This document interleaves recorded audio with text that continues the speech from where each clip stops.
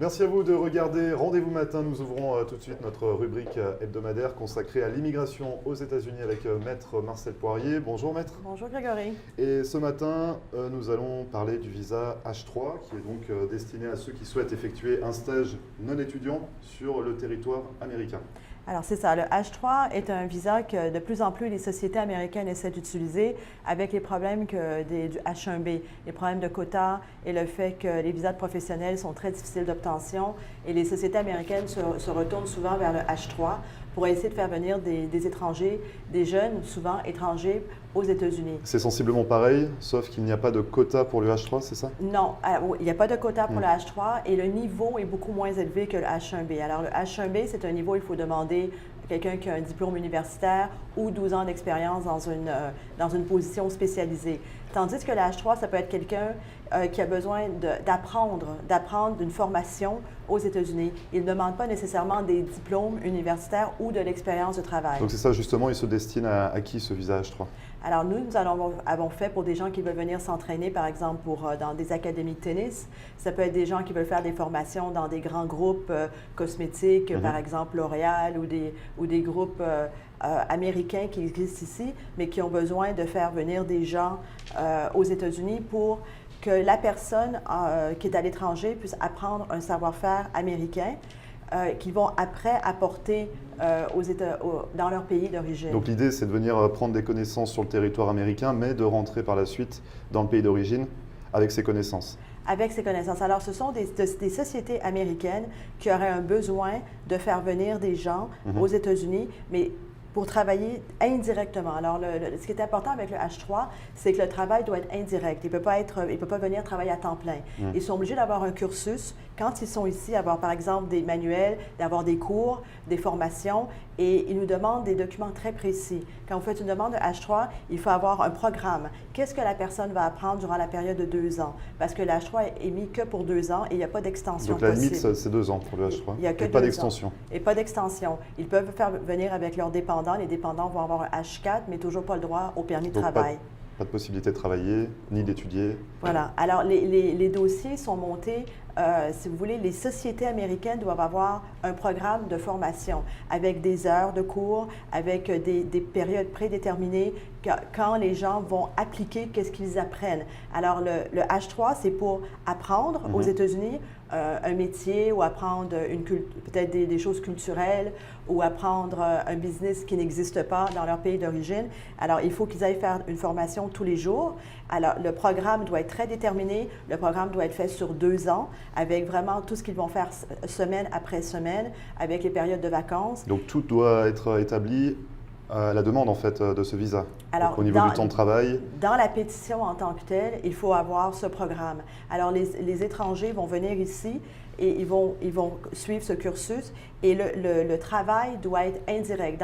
Qu'est-ce qu'ils veulent dire par indirect? C'est que le travail doit être en mesure de mettre en pratique qu'est-ce qu'ils apprennent. Alors, ce n'est pas comme si les sociétés américaines peuvent faire venir des personnes en H3 pour travailler à temps complet. C'est ça, en fait, le H3 ne peut pas remplacer le poste d'une personne dans l'entreprise. C'est ça, il ne peut pas prendre le travail d'un Américain.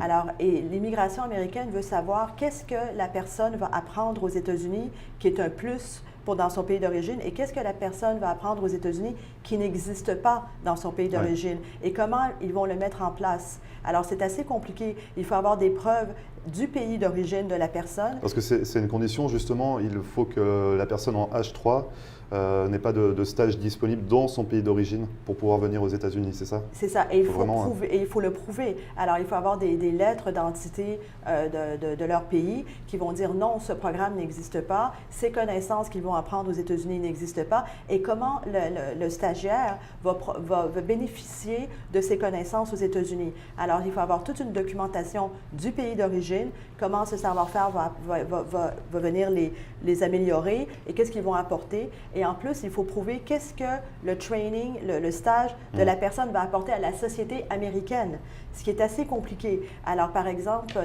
auparavant, nous en avons fait pour dire une société américaine fait venir des stagiaires pour que la société américaine puisse se faire connaître aussi dans le pays dans l'autre pays, dans le pays d'origine. Alors, c'est il faut avoir les deux côtés. Qu'est-ce que la société américaine va avoir en avantage et qu'est-ce que la personne va rapporter dans son pays en avantage. Alors, il faut prouver les deux côtés. C'est pour ça que le H3, j'ai énormément de gens qui m'appellent après des refus. Il y a beaucoup de refus, c'est ce que vous disiez. C'est ça. Alors, il y a énormément de Donc, refus. sur quoi il faut jouer, en fait, sur quoi il faut insister pour que le visa puisse passer, justement? Il faut que le programme soit établi. Alors, c'est pas comme si une société peut dire « je veux faire venir quelqu'un en stage », c'est pas un J1.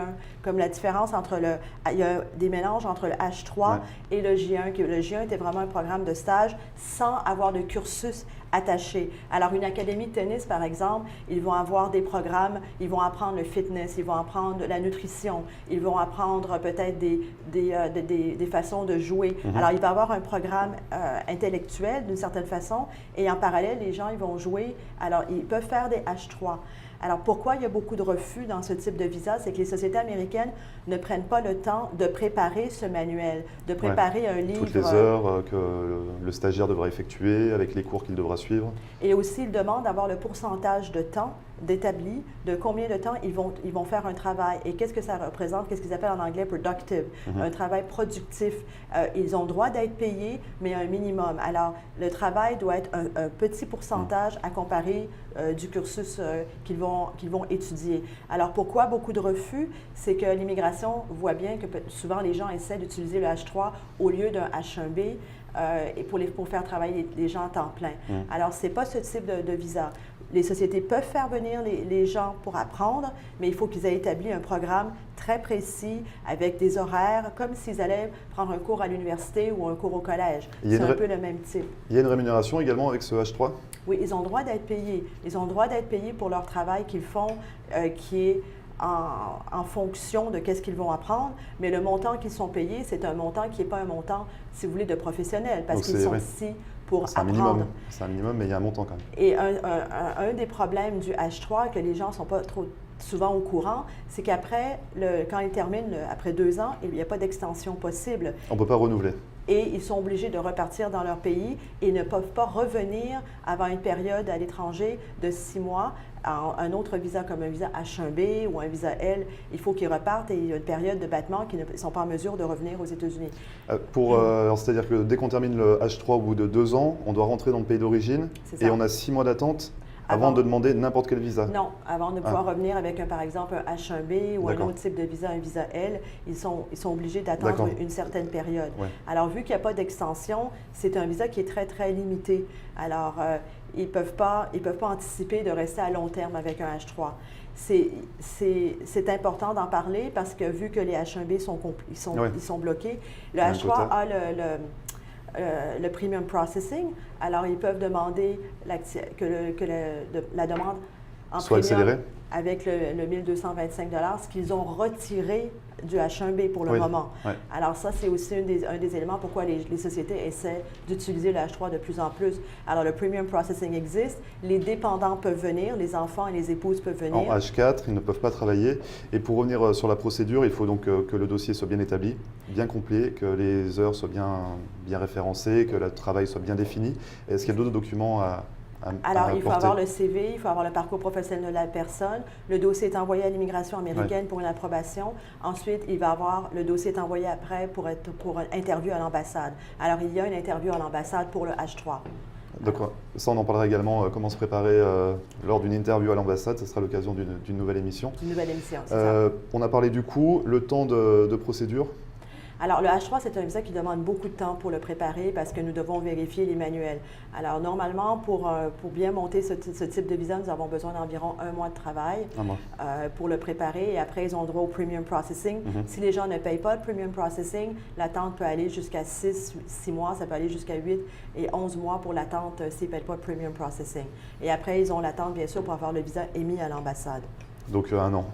Si on ne prend pas le premium processing. Si vous ne prenez pas le premium processing, ça peut aller jusqu'à 1 an d'attente. Oui. Si on a besoin d'autres informations, Maître Marcel Poirier, on peut vous contacter comment? Alors, au cabinet à 305-854-4445 ou par email à marcelpoirier.com. C'est noté, merci beaucoup d'être venu nous parler du visa H3. On parlera donc dans une prochaine émission de toute cette préparation lors d'un entretien à l'ambassade, qui est très important également. Merci à vous et on se retrouve la semaine prochaine pour une nouvelle émission. Merci Grégory. Bonne journée. Et vous ne bougez pas, on revient juste après ça.